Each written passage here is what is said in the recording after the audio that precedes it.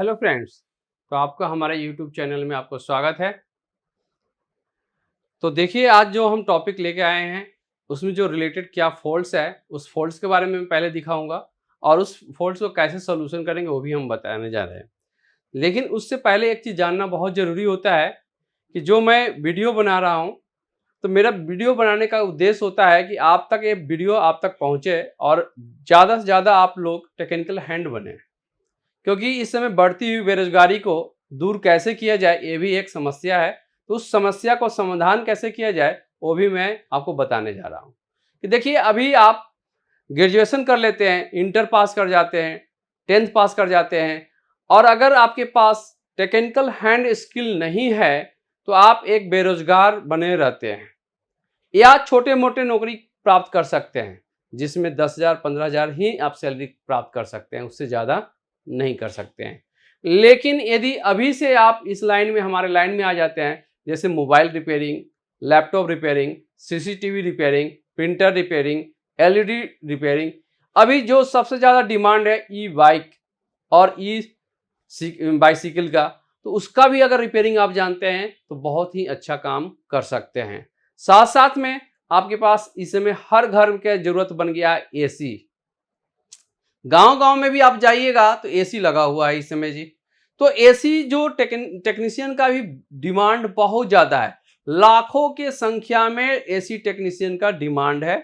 तो लेकिन उसको कैसे पूरा किया जाए, तो हम ट्रेनिंग जो देते हैं उस ट्रेनिंग इंस्टीट्यूट में हमारे आइए, जिसका नाम मल्टीटेक इंस्टीट्यूट में आप आइए, और हमारे पास मल्टी कोर्सेज है, बहुत सारे कोर्सेज हैं। आप यहां से कोई भी एक कोर्स करके टेक्निकल हैंड बन सकते हैं और आप अपने स्किल को अच्छे से अच्छे कर सकते हैं। स्किल अच्छे करने का मतलब होता है कि आप अच्छा अर्निंग कर सकते हैं जी। जो सैलरी आपको हो सकता है महीने 2 महीने 4 महीने में आपको 50,000 60,000 महीने कमा सकते हैं। इतना ही नहीं, इंडिया में ही नहीं जॉब के लिए आप आउट ऑफ कंट्री भी अगर आप जाते हैं तो इंटरनेशनल जॉब भी इजी वे में आपको मिल जाए, क्योंकि आउट ऑफ कंट्री में भी टेक्निकल बंदे को बहुत ज़्यादा डिमांड है। तो आपके लिए बहुत ही अच्छा अपॉर्चुनिटी है। आप मल्टीटेक में आइए, आपके लिए स्वागत है, और आते ही आप टेक्निकल हैंड बनिए। देश और विदेश सभी जगह पर रोजगार ही रोजगार है आपके लिए। ठीक, तो देखिए, अब हम टेक्निकल जो वीडियो लेकर आए हैं उस वीडियो का क्या मकसद है, उसमें वीडियो में क्या है, आप उसे कैसे इजी वे में ठीक कर सकते हैं वो भी मैं दिखाने जा रहा हूं। जो हमारा एक लैपटॉप आया है उस लैपटॉप में एक छोटी सी प्रॉब्लम्स क्रिएट हो रहा है कि जैसे ही मैं पावर ऑन कर रहा हूं तो पावर ऑन करने के दौरान पावर एलईडी तो ग्लो हो जा रही है, साथ साथ में उससे बीप साउंड आ रही है, कंटिन्यू बीप साउंड आ रही है, और नो डिस्प्ले, मतलब डिस्प्ले नहीं आ रहा है, डिस्प्ले पर कुछ भी लिखा हुआ नहीं आ रहा है। तो उस प्रॉब्लम को सबसे पहले हम देखेंगे कि प्रॉब्लम क्या आ रहा है। तो मैं आपको ऑन करके भी लैपटॉप को दिखाने जा रहा हूं, और उस प्रॉब्लम्स में सबसे पहले हम क्या चेक करेंगे वो भी मैं आपको बताने जा रहा हूं। तो देखिए, लैपटॉप हम को ऑन करने जा रहे हैं सबसे पहले, और देखिए हमने सबसे पहले लैपटॉप में पावर केबल माने एडेप्टर के थ्रू इसमें सप्लाई हमने प्रोवाइड किया है। एडेप्टर हम लगाते हैं, तो आप एडेप्टर देख रहे हैं। इस एडेप्टर को हमने, ये ब्लू टिप्स वाला एचपी का एडेप्टर है, तो इसमें हमने कनेक्ट किया। कनेक्ट करने के बाद हम लैपटॉप को ऑन करने जा रहे हैं। तो देखिए, ये पावर ऑन ऑफ स्विच यहां पर लगा हुआ है। पावर ऑन ऑफ स्विच को यहां पर प्रेस करने जा रहे हैं। जैसे ही मैं प्रेस कर रहा हूं तो यहां पर देखिए लैपटॉप से एक बीप साउंड आ रही है जी, और एक कंटिन्यू बीप साउंड आ रही है। ऐसा नहीं कि एक बार बीप साउंड आया और नहीं आई, एक कंटिन्यू बीप साउंड देखिए। और कंटिन्यू बीप साउंड के साथ साथ में देख रहे होंगे कैप्स लॉक एलईडी और नॉन लॉक एलईडी, ये दोनों एलईडी कंटिन्यू ब्लिंकिंग कर रहे हैं जी। तो कभी भी याद रखिएगा कि अगर ऐसा कभी भी प्रॉब्लम्स आपके लैपटॉप में होता है, कैप्स लॉक और नॉन लॉक ब्लिंक कर रही है और कंटिन्यू बीप साउंड आ रही है, तो समझ जाइए कि ये प्रॉब्लम जो हमारा है नो डिस्प्ले से रिलेटेड फॉल्ट है। नो डिस्प्ले में सबसे पहले आपको क्या चेक करना है वो भी मैं आपको बताने जा रहा हूं कि सबसे पहले कभी भी आपके नो डिस्प्ले प्रॉब्लम आते हैं, चाहे वो डेस्कटॉप हो या लैपटॉप हो, नो डिस्प्ले में सबसे पहले हम रैम को चेक करते हैं। क्या इस सिस्टम में या लैपटॉप हो या डेस्कटॉप हो, क्या इसमें रैम लगा है या नहीं लगा हुआ है, अगर प्रॉपर वे में कनेक्टिविटी में है भी या नहीं है, कहीं रैम स्लॉट के ऊपर डस्टिंग तो नहीं आ गया है या कार्बन तो नहीं आया हुआ है, या रैम के जो बने हुए कॉन्टेक्ट पॉइंट है उसके ऊपर डस्ट या कार्बन तो नहीं है। तो सबसे पहले हमें स्टेप बाय स्टेप चेक करना होगा।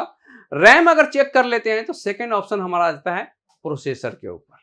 लेकिन जो आपके पास जो सिस्टम है, मदरबोर्ड है, इसमें क्या है कि एसओसी मदरबोर्ड लगा हुआ है। एसओसी का मतलब होता है सिस्टम ऑन चिप, और इसी बोर्ड के ऊपर ही प्रोसेसर इनबिल्ड है। तो आप प्रोसेसर को तो चेक करने की जरूरत है नहीं, तो सबसे पहले हम यहां पर क्या चेक करेंगे, रैम को। तो चलते हैं इस लैपटॉप को भी ओपन करते हैं और रैम को चेक करते हैं कि रैम यहाँ प्रॉपर वे में कनेक्टिविटी में है भी या नहीं है। तो देखिए अब हम क्या करते हैं, सबसे पहले लैपटॉप को हमारे ऑफ करना होगा। बिना ऑफ किए हम कभी भी लैपटॉप को ऑन नहीं करेंगे, ओपन नहीं करेंगे जी। तो सबसे पहले हम लैपटॉप को क्या करते हैं, पावर से डिस्कनेक्ट कर देते हैं। देखिए हमने पावर से डिस्कनेक्ट कर दिए हैं। डिस्कनेक्ट करने के बाद इसके बैक साइड से बैटरी को हम निकाल लेंगे। यहां पर जो इसमें बैटरी लगे हुए, देखिए बैटरी को भी हमने डिस्कनेक्ट कर लिए। बैटरी डिस्कनेक्ट करने के बाद इस कवर को डिस्कनेक्ट करेंगे जहां से हमारा रैम इसमें लगा हुआ होता है। रैम हार्ड डिस्क को आप यहां पर चेक कर सकते हैं।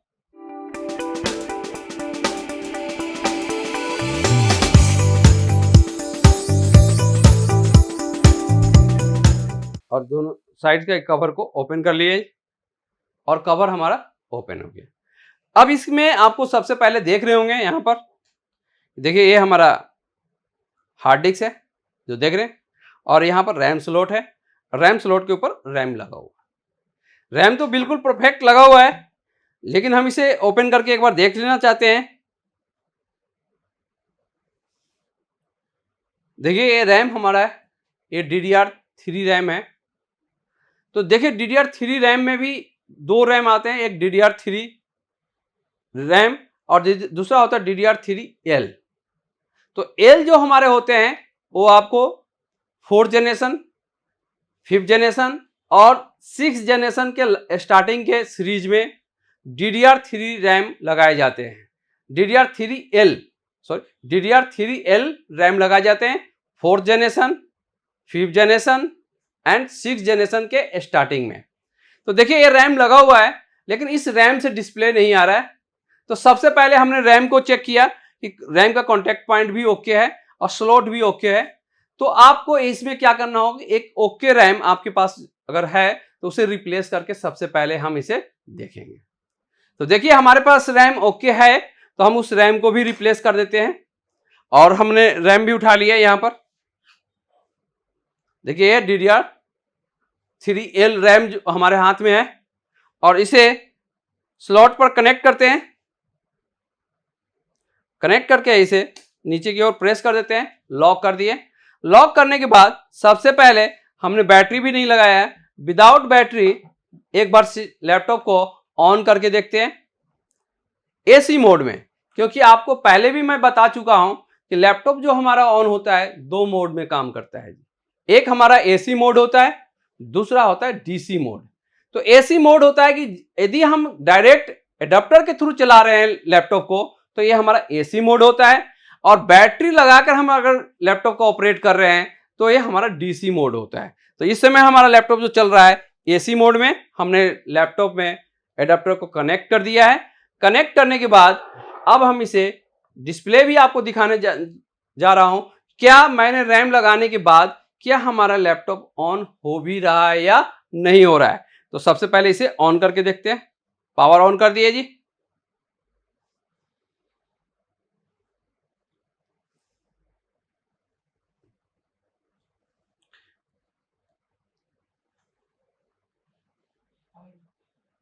तो देखिए हमने ऑन किया,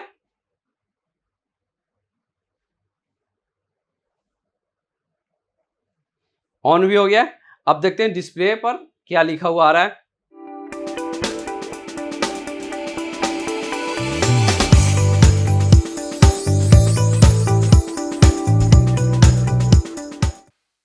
देखिए एचपी लिखा हुआ आ भी गया है। आप देख सकते हैं कि एचपी लिखा हुआ आ रहा है या नहीं। जैसे ही हमारे एचपी या डेल या लिनोवो हो, एसर लिखा हुआ आ जाता है या आसूस लिखा हुआ आ जाता है, कंपनी का नेम लिखा हुआ आ जाता है, समझिए कि आपका डिस्प्ले ओके हो गया है, जिसमें रैम, प्रोसेसर और मदरबोर्ड आपका ओके है, डिस्प्ले ओके हो गया जी।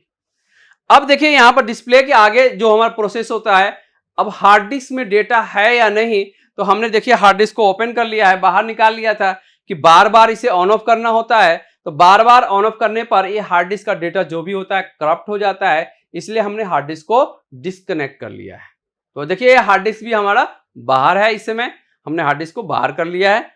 और देखिए हमारा डिस्प्ले भी ओके आ गया है और डिस्प्ले पर लिखा हुआ भी आ गया है। आप देख रहे हैं यहाँ पर हार्ड डिस्क का कुछ एरर भी शो कर रहा है। हार्ड डिस्क में क्या दे रहा है, 3F0 आपको एरर दे रहा है, मतलब हार्ड डिस्क नॉट प्रेजेंट है, हार्ड डिस्क में डेटा नहीं है, ये एरर एक शो कर रहा है।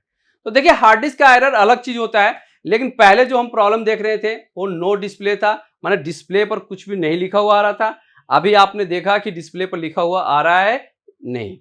तो देखिए आप सबसे पहले फिर मैं दोबारा एक बार करके दिखाना चाहता हूं, पावर ऑफ कर दे रहा हूं लैपटॉप को, क्योंकि मैंने जो रैम लगाया है प्रॉपर रैम लगा है या नहीं, एक दो बार हम इसे ऑन करके हमेशा चेक कर लेते हैं। ऐसा नहीं कि एक बार चेक किए कस्टमर को दे देते हैं फिर पता चलता है कि कस्टमर कहता है कि देखिए ना प्रॉब्लम तो वही सेम के सेम रह गया जी। तो इसलिए हमें कम से कम 2 से 3 बार हमें उसे ऑन ऑफ करके चेक कर लेते हैं। तो इसे भी हम ऑन कर लेते हैं लैपटॉप को। देखिए डिस्प्ले भी ऑन हो गया, HP भी लिखा हुआ आ गया, मेमोरी का भी आ गया। इसके मतलब है कि हमारा लैपटॉप बिल्कुल ओके हो चुका है। अब हमारा लैपटॉप में नो डिस्प्ले के जो प्रॉब्लम थे वो सोल्व हो गया है। तो देखिए कितने इजी वे में मैंने नो डिस्प्ले आपको प्रॉब्लम मैंने सोल्व करके दिखा दिया है। आप इजी तरीके से आप नो डिस्प्ले के प्रॉब्लम घर बैठे भी ठीक कर सकते हैं। ठीक है, थैंक यू। तो देखिए आप नेक्स्ट वीडियो के साथ फिर आपसे मिलते हैं। थैंक यू, धन्यवाद।